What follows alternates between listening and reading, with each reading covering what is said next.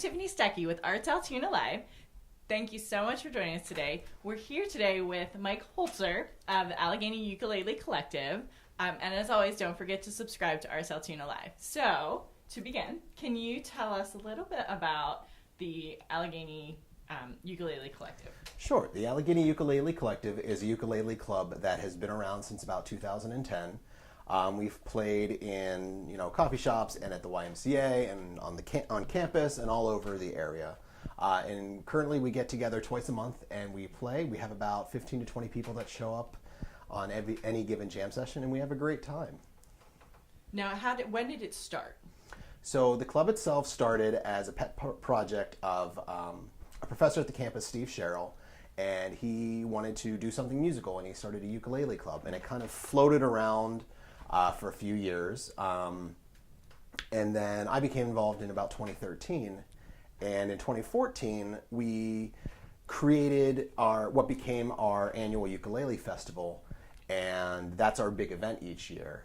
And like I said, we get together twice a month, and periodically we'll bring in other touring ukulele artists. And we also recently created a ukulele lending library program. And if you go to a local library in Blair County, Center County, Huntington, Bedford, and Cambria County, you can check out a library or a ukulele at almost any library.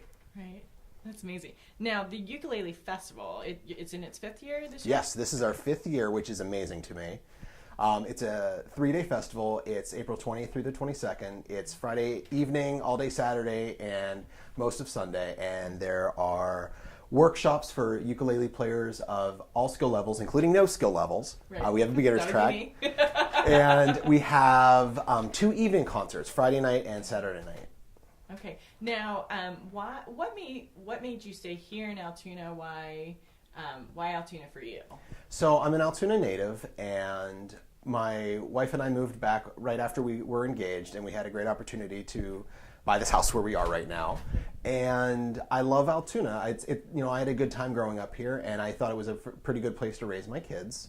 And I like really being involved in the community. Awesome. Now, there are amazing amount of ukuleles, and I hope that you can see all of these.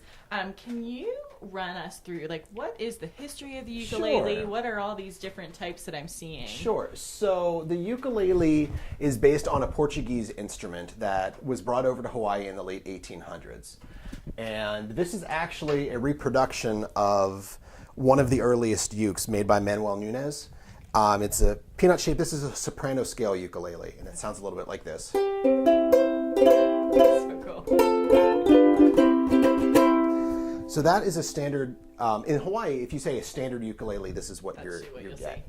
Now, a more classical body shape, what you see nowadays, this is also a soprano, and it sounds very similar. This is what we recommend, the club recommends for younger kids to get playing, because it's a shorter scale, easier for them to move their fingers around. Then there's the next size up is a concert ukulele, and it sounds very similar. It's just a little bit bigger. There's a little bit more room to move your fingers, but it has a slightly bigger sound. Right. So when you're picking a ukulele that you want to play, it's what sounds nice to you and what's comfortable to play. These are all tuned the exact same and play the exact same, so there's really no difference when you're picking one. It's just what's comfortable for you. Now, this size is a tenor scale ukulele, and as you can see, it's a little bit bigger than a concert, but it also sounds also the same. It's just a little bit different. This is the size that most professional players have, just because it has the largest sound for its size.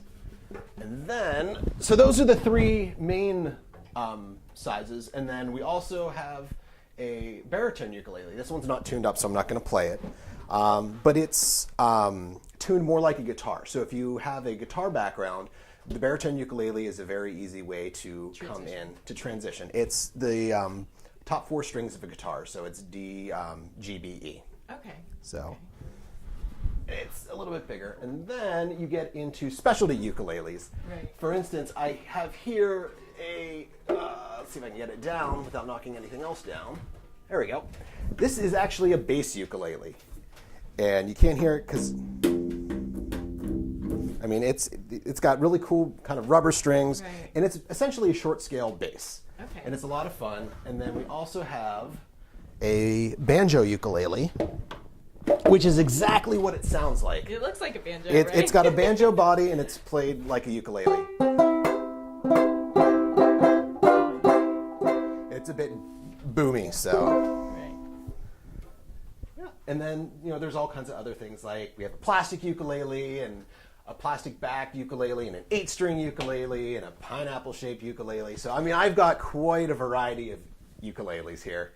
Now, in your own playing, what is your preference? So I regularly play a tenor. This is the one I play the most.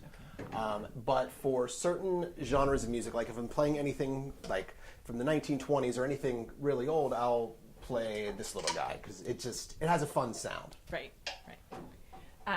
And now, do you have any memorable experiences with your time with the club, either with the festival or with just the club experiences itself? What would stick out as the most memorable? So probably the most rewarding comes from the lending program that we had. The last 2 years, we received a grant from the Pennsylvania Council on the Arts to buy ukuleles and instructional books and donate them to libraries all around the region.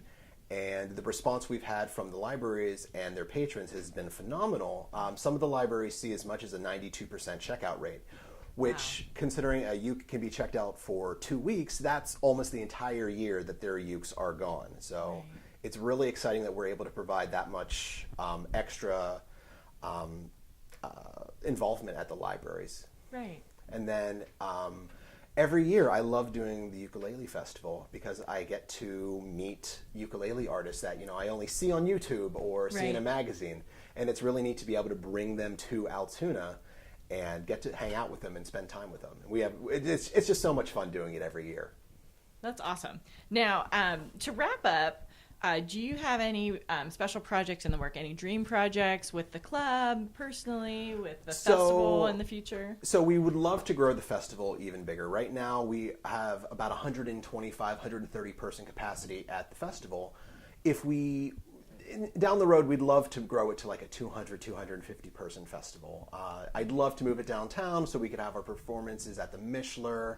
That's kind of our goal, is to be able to have our performances at the Mishler and be able to invite the entire community in to see what us ukulele players have known about for years. Right.